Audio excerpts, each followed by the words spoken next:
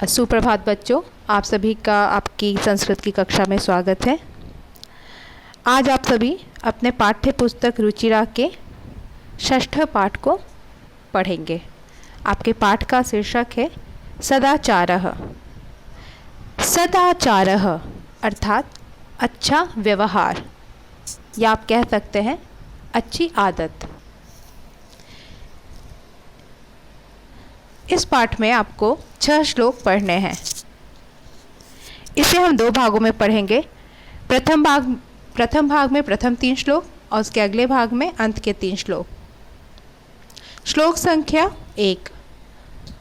आलस्यम ही मनुष्याणां शरीरस्थो महान् रिपुः नास्त्युद्यम समो बन्धुः कृत्वा यम नावसीदति। पुनः उच्चारण कर रही हूँ। आलस्यम ही मनुष्याणां शरीरस्थो महान् रिपुः नास्ति उद्यम समो बन्धुः कृत्वा यम नावसीदति। आलस्यम अर्थात आलस्य, मनुष्याणां मनुष्यों के, शरीरस्थो शरीर में रहने वाला, महान बड़ा, महान जिसका अर्थ होता है बड़ा, रिपुः रिपुः शब्द का अर्थ हुआ शत्रु, दुश्मन है। अर्थात यहाँ पे प्रथम पंक्ति में कहा जा रहा है कि आलस्य ही मनुष्यों के शरीरस्थो शरीर में रहने वाला, महान बड़ा, रिपुः शत्रु है। नास्ति उद्यम समो, इसका जब संधि विच्छेद करेंगे तो होगा न प्लस अस्ति प्लस उद्यम समः। यहाँ पे न का अर्थ हुआ नहीं, अस्ति का अर्थ हुआ है, और उद्यम समः, उद्यम शब्द का अर्थ होता है परिश्रम या फिर मेहनत, और समः परिश्रम के समान या परिश्रम के जैसा। तो इस पूरे शब्द का अर्थ हुआ परिश्रम के जैसा या परिश्रम के समान न अस्ति, नहीं है। क्या नहीं है? बंधुः। बंधु शब्द का अर्थ आपको यहाँ पे है, बंधु शब्द का अर्थ हुआ मित्र। तो परिश्रम के समान मित्र न अस्ति, नहीं है। यम कृत्वा जिसको करके, नावसीदति यम का अर्थ हुआ जिसको, किसके लिए कहा जा रहा है? परिश्रम को, जिसको कृत्वा करके, परिश्रम को करके, नावसीदति, नावसीदति का संधि विच्छेद है न प्लस अवसीदति। न का अर्थ हुआ नहीं और अवसीदति दुखी होता है। अवसीदति का अर्थ हुआ दुखी होता है, न नहीं, तो दुखी नहीं होता है। अर्थात नास्ति उद्यम समो बन्धुः, परिश्रम के जैसा बंधु न अस्ति, परिश्रम के समान मित्र नहीं है। यम कृत्वा जिसको करके, परिश्रम को करके दुखी नहीं होता है। पूरे श्लोक के अर्थ को हम देखेंगे, उसके बाद उसके भावार्थ को समझेंगे। आलस्यम ही मनुष्याणां शरीरस्थो महान् रिपुः नास्ति उद्यम समो बन्धुः कृत्वा यम नावसीदति। मनुष्याणां मनुष्यों के, शरीरस्थो शरीर में रहने वाला, आलस्यम ही आलस्य ही, महान रिपु उनका सबसे बड़ा शत्रु होता है। नास्ति उद्यम समो बन्धुः, परिश्रम जैसा, नास यहाँ पे है ना उद्यम समो, जिसका अर्थ हुआ परिश्रम जैसा। दूसरा हमारा कोई बंधु मित्र ना अस्ति, नहीं होता है, क्योंकि परिश्रम करने वाला, यम कृत्वा परिश्रम करने वाला या परिश्रम करके कभी नावसीदति दुखी नहीं होता है। इस श्लोक में यही कहा गया है कि मनुष्य के शरीर में आलस रहता है और वो मनुष्य का सबसे बड़ा शत्रु है। वो उसको कामयाब नहीं होने देगा। आप या मैं, कोई भी, अगर जिस समय जिस वक्त हम आलसी रहेंगे उस समय हम कामयाबी के पथ पे नहीं चल पाएंगे। तो अगर हमें कामयाब होना है, जीवन में सफल होना है, तो हमें आलस को त्यागना चाहिए, क्योंकि वो हमारा शत्रु है और ऐसा शत्रु है जो हमारे शरीर में ही है। बल्कि हमें उसे छोड़ के क्या करना चाहिए, परिश्रम करना चाहिए, क्योंकि परिश्रम के समान आपका कोई भी बंधु मतलब मित्र नहीं है, जिसको करके जब भी आप परिश्रम करेंगे तो कभी भी दुखी नहीं होइएगा, कभी भी दुखी नहीं। जो भी परिश्रम करता है वो कभी दुखी नहीं होता है। कहा भी जाता है कि परिश्रम का फल मीठा होता है। श्लोक संख्या 2। श्वः कार्यमद्य कुर्वीत पूर्वाह्णे चा अपराह्णिकं नहि प्रतीक्षते मृत्युः कृतमस्य न वा कृतम्। पुनः उच्चारण कर रही हूँ। श्वः कार्यमद्य कुर्वीत पूर्वाह्णे चापराह्णिकं नहि प्रतीक्षते मृत्युः कृतमस्य न वा कृतम्। शब्दार्थ देखेंगे। श्वः अर्थात कल, आने वाला कल। कल दो होते हैं ना, एक जो बीत गया और एक जो आने वाला है, तो यहाँ पे श्वः है जिसका अर्थ हुआ आने वाला कल। कार्यम अद्य, यहाँ पे कार्यम अद्य जब इस शब्द का हम संधि विच्छेद करेंगे तो ये होगा आपका कार्यम प्लस अद्य। कार्यम का अर्थ हुआ कार्य को, अद्य, अद्य का हो गया आज, कुर्वीत करना चाहिए। तो यहाँ पे क्या कहा जा रहा है कि कल के कार्य को आज करना चाहिए। इसके बाद है पूर्वाह्णे। पूर्वाह्णे का अर्थ हुआ सुबह में। चापराह्णिकम, चापराह्णिकम का संधि विच्छेद यहाँ पे किया है मैंने। यहाँ पे च प्लस अपराह्णिकम, च का अर्थ हो गया और, अपराह्णिकम का अर्थ हुआ दोपहर। तो और दोपहर या फिर अपराह्न को आप दोपहर की जगह शाम भी कह, दोपहर के बाद का समय भी कह सकते हैं, दोपहर शाम का समय। तो दोपहर और दोपहर के कार्य को पूर्वाह्णे, पूर्वाह्न में अर्थात सवेरे में करना चाहिए।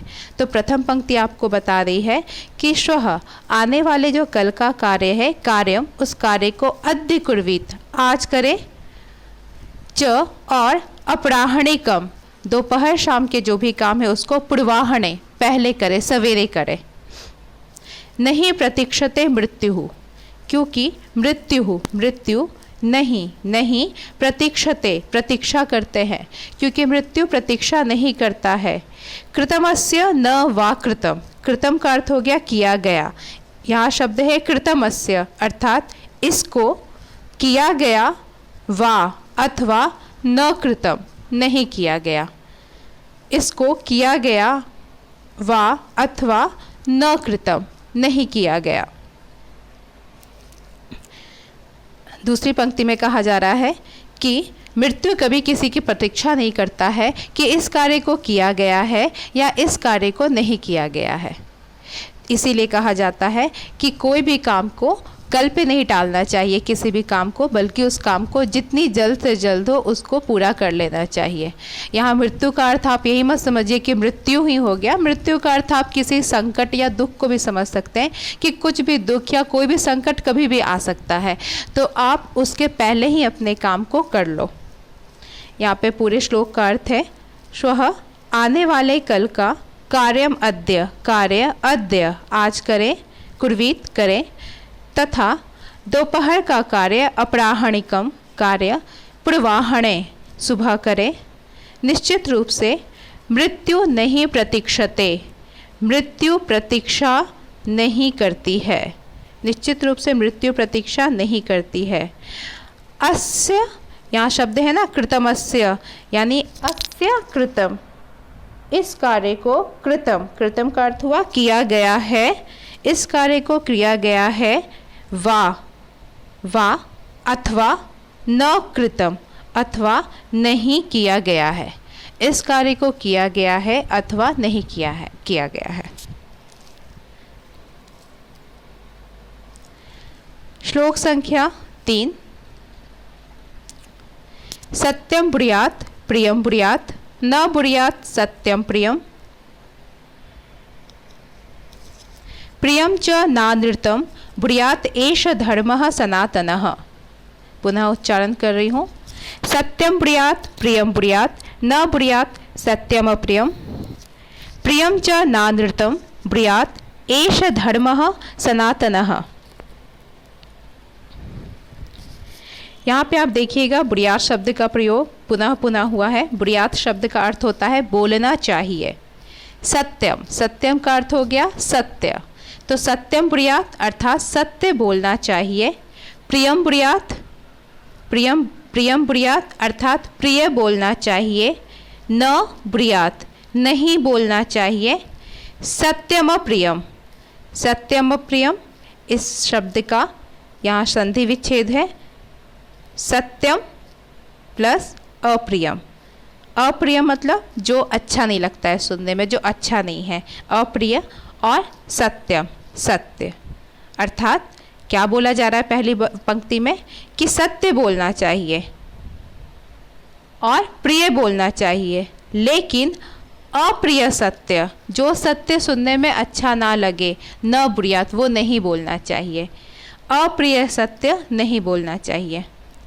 आगे प्रियम च, प्रियम मतलब जो अच्छा लगे, प्रियम च। और नानृतम, नानृतम शब्द है, इसका संधि विच्छेद करेंगे तो ये होगा न प्लस अनृतम।